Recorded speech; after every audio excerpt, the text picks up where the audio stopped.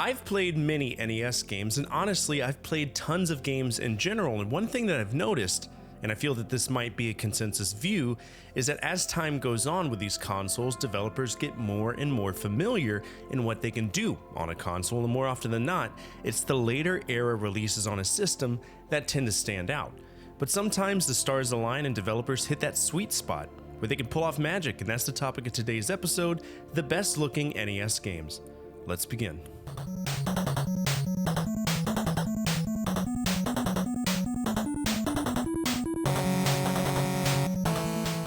This is a game I've been dying to play. I absolutely love action platformers with substance that are direct and have mechanics that make it fun. That's what Texs' Metal Storm is all about. 6 2-act stages, a boss rush, and this badass gravity gimmick that stands out.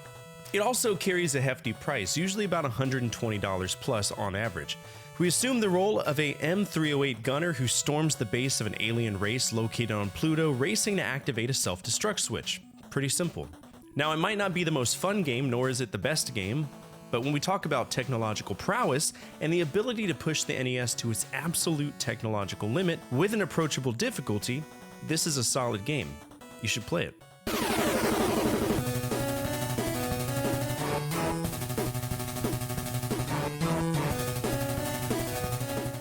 Ninja Gaiden to me has always looked excellent on the NES. The problem is, I hate it. I hate it because it's the embodiment of everything wrong with the NES era of gaming. Literally every trope you can manifest comes into play, be it too many enemies on screen that sometimes flicker, be it knockback physics, infinite spawning enemies, pits of doom, you name it, it's there.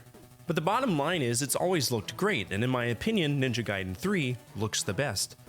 The full name of this game is Ninja Gaiden 3: The Ancient Ship of Doom, and it actually takes place between the events of Ninja Gaiden 1 and Ninja Gaiden 2, if you believe it to be canon. Obviously, the newer games leave that open to interpretation, but at face value, it takes place between 1 and 2, and it focuses a tad bit more on Foster, who we meet in the first game. In fact, he's the reason why Ryu goes off and tries to find the demon statues. Turns out he's a douchebag, though. Nothing really changes for the most part, except for the first time in the series, we have limited continues. We do a little bit more damage, one whole unit more. Ninja Gaiden still exists to some capacity, with the most recent game being released 10 years ago. Yaiba, Ninja Gaiden Z.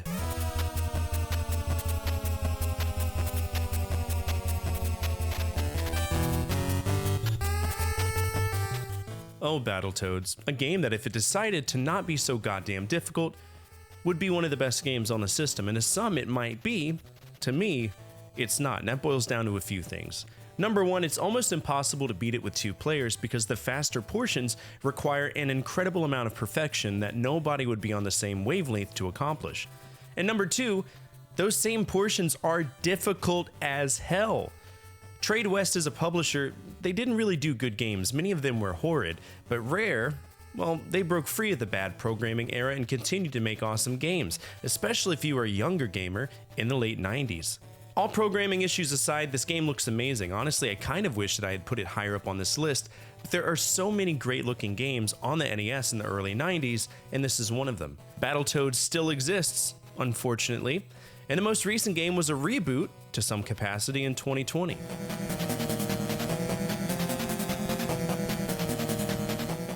I thought at first this game was going to be stupid because the guy on the front cover, he looks like the love child of Conway Twitty and Mel Gibson, right? But when I played it, Jesus Christ, this game has it all. It has quality cutscenes, the controls aren't too bad, and the landscapes of the levels, they look phenomenal. This game was designed by ICOM, which for a little while was a subsidiary of Jaleco. If you remember in the arcade episode, I talked about Desert War, which is a Jaleco game. But ICOM as a company, they did a little bit more in Japan than they did in the United States. I've played quite a few games from them, namely the Legendary Axe, which is one of my favorite TurboGrafx-16 titles. Other than that, their games weren't that remarkable unless you've got some strange attraction to Golgo 13, Ultimate Basketball, or Totally Rad, which is actually a game that looks great as well. It just didn't beat out the other ones, if that makes sense. In Vice Project Doom, we play as Detective Hart, and our job is to investigate the Beta Corporation, who created this gel that sustains aliens, but turns into fentanyl for humans, so people are addicted to it. But the crazy thing about this game is that it has a fully fleshed out story that combines all of these different genres, be it film noir, anime, biopunk. It's actually really interesting.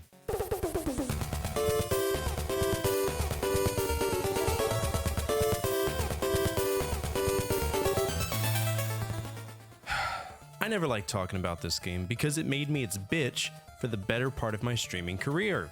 It took me a long time to beat it because it's a horribly difficult game. Japanese version not so much, American version, God have mercy on your soul. And it's not even a fun hard, right? It's a how angry can we make the consumer hard, and I do rag on this game a lot because I'm fairly loyal to Castlevania 1 and in some cases Castlevania 2, but Castlevania 3 is a shotgun blast to the nutsack. I will say that it looks amazing, in particular the clock tower level really impressed me. In fact, all landscapes in the game impressed me. What didn't impress me was the jank hitboxes, the overplayed knockback physics. There's a lot that irritates me about it, but I did beat it. I'll be playing the Japanese version soon though, and I'm excited about that. Also, if you haven't seen the Castlevania anime, it's awesome, and I suggest that you do. The most recent Castlevania title was Castlevania Lords of Shadow 2, and while I've seen footage of it, I look forward to playing it.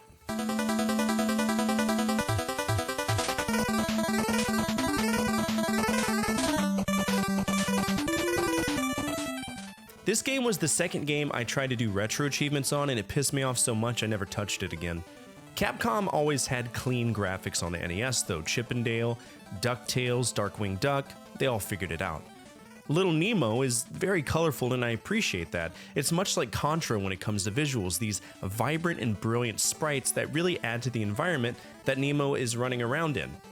And his jammies. We control Nemo, and his sole objective is to find keys that open up locks. No more, no less.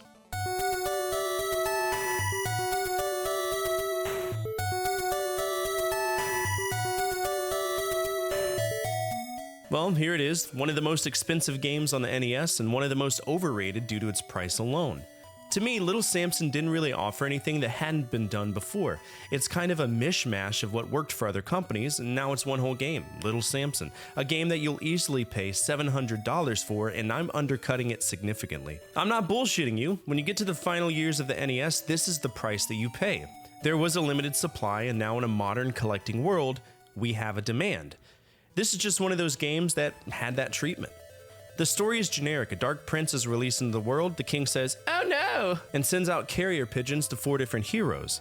Our titular character, Little Samson, or Lickle in Japan, where this game costs like $30. Kikira the dragon, Gam the golem, and Ko the mouse. All of these characters have their strengths and their weaknesses, and you have to decide what character is appropriate to use in that given situation. It's also one of those games where you have to beat it on normal to see the true ending, which irritates the fuck out of me, but to each their own. It's a pretty game, and while I'll never own a copy of it without having my wife rip my nuts off, right? It is worth checking out at least to see how well the artists did their job.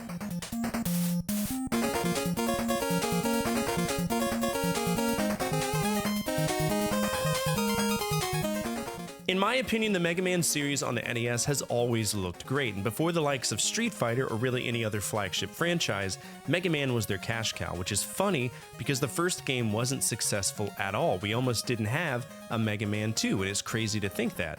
You can thank a good, solid word of mouth for keeping the Mega Man franchise alive when board members were considering cutting it. Mega Man 6 to me looks the best. It's a great game, and even though we have a really shitty plot of Dr. X, which is obviously Dr. Wily, always has been, always will be, this game still looked phenomenal, even though I absolutely hate it.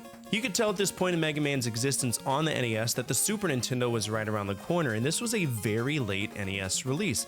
1994 marks the end of the Nintendo Entertainment System's lifespan in America, and this was released in March of 1994, but for some weird reason, it's cheaper than Mega Man 5, and I have no idea why that is.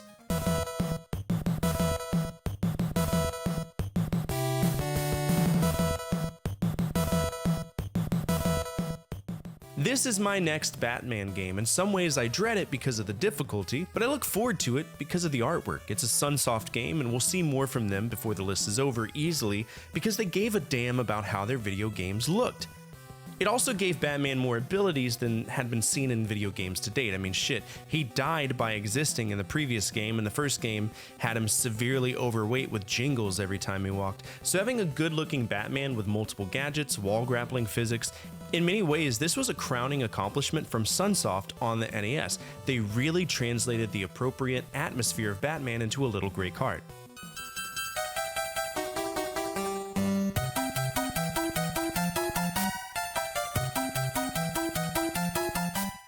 This is my favorite NES era Mario game, and in some ways, to me, it was the absolute pinnacle of what Nintendo was capable of doing on the NES.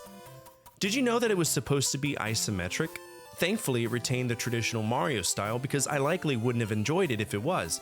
Aesthetically, it retains the Mario-esque style of artwork and incorporated even more power-ups, items, and in some ways, I felt it was made more expansive by having that overworld that we could walk around in, versus a screen popping up saying 3-1 or 4-3. This is the 4th best-selling NES game for a reason. It's a good, clean, fun game, and I strongly encourage you to have it in your library. This one was also designed by Katsuya Eguchi, who started the Animal Crossing series, but other titles under his belt include Star Fox, Super Mario World, Yoshi's Story, and Wave Race 64.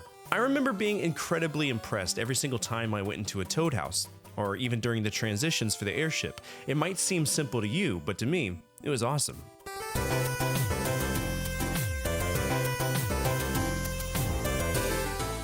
You've got good-looking games, you've got games that have wonderful physics. It's not very often that these two concepts intersect to make a legendary experience, and for me, Gimmick, or Mr. Gimmick if you're from the Scandinavian region, is exactly that. As a platformer, this just feels right to me. That's what Sunsoft was known for. They cared just a little bit more than the other companies to give us great visuals, to give us characters that were fun to control, and environments that really popped. Gimmick is just an all-around fun game that has aged well, despite the fact that it wasn't really received well when it was released. In fact, a vast majority of critics at the time, they hated it. But to me, this is a tremendously underrated title on the NES, and I do suggest that you check it out.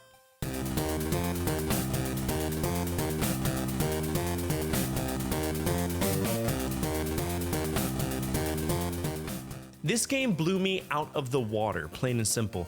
I know that Sunsoft has historically kicked ass in the music department. That was evident in Fester's Quest, Blaster Master, and even Batman. But Batman: Return of the Joker, it feels like this was Sunsoft telling Nintendo, we've mastered your graphical capabilities.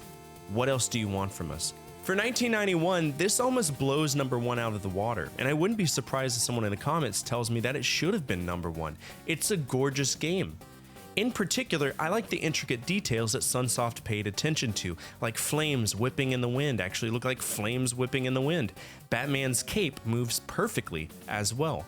I've had rough luck with Batman games to date, but I look forward to playing this because it truly encapsulates one of the best visuals on the platform, bar none.